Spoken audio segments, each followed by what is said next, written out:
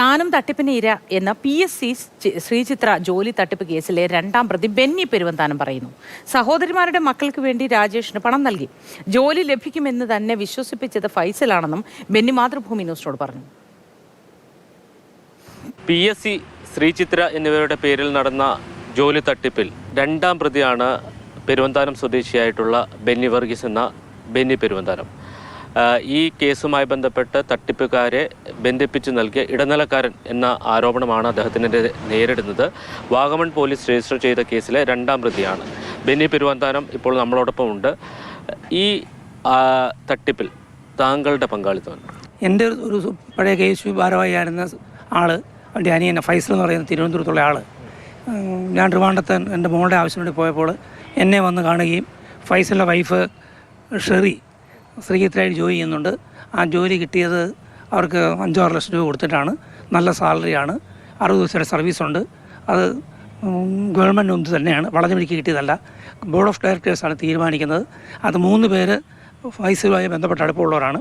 ഫൈസലിൻ്റെ സുഹൃത്ത് രാജേഷ് എന്ന് പറഞ്ഞ ആൾ വഴിയാണ് ജോലി ലഭിച്ചതെന്ന് പറഞ്ഞു. എന്നെ രാജേഷ് പരിചയപ്പെടുത്തുകയും ചെയ്തു.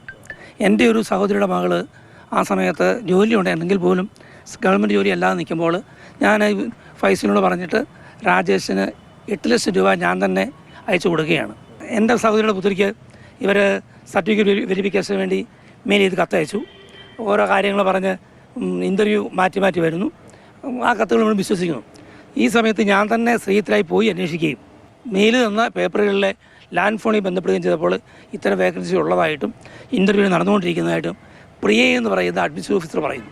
അപ്പോൾ എനിക്ക് പൂർണ്ണമായും ബോധ്യമായി. എങ്ങനെയാണ് ഈ പൈസയൊക്കെ കൊടുക്കുന്ന സാഹചര്യം ഉണ്ടായത്? അതിനകത്ത് താങ്കൾ എന്തെങ്കിലും രീതിയിൽ ഇടപെട്ടോ?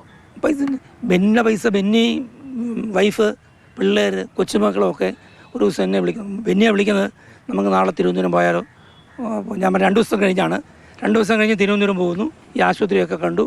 അവരെ കാര്യങ്ങൾ പറഞ്ഞ് രാജേഷ് ബോധ്യപ്പെടുത്തി. ഫൈസലിനെ കൂട്ടി രാജേഷിൻ്റെ വീട്ടിൽ പോയി അവിടെ നിന്ന് വെള്ളം കുടിച്ചു. രാജേഷിൻ്റെ കയ്യിൽ ഇവർ പൈസയും കൊടുത്തു.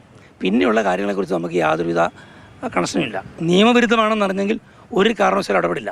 കാരണം എൻ്റെ 2 സഹോദരിമാരുടെ മക്കൾക്ക് വേണ്ടി 16 ലക്ഷം രൂപ ഞാൻ കൊടുത്തു, എൻ്റെ പൈസ അടക്കം. ഞാൻ കഴിഞ്ഞ മാസം 10-ാം തീയതി ഈ സംശയമൊക്കെ ഉണ്ടായി, ഇത് കുഴപ്പമാവും തോന്നി, ഞാൻ പെരുവന്താനം പോലീസിൽ പരാതി കൊടുത്തു. രാജേഷും ഫൈസലും അഗസ്റ്റിനും ചേർന്ന സംഘം തന്നെ കബളിപ്പിക്കുകയായിരുന്നു എന്നാണ് ബെന്നി പെരുവന്താനം അവകാശപ്പെടുന്നത്. വിനു കാഞ്ഞിരപ്പള്ളിക്കൊപ്പം ജെയിനസ് രാജു, മാതൃഭൂമി ന്യൂസ്.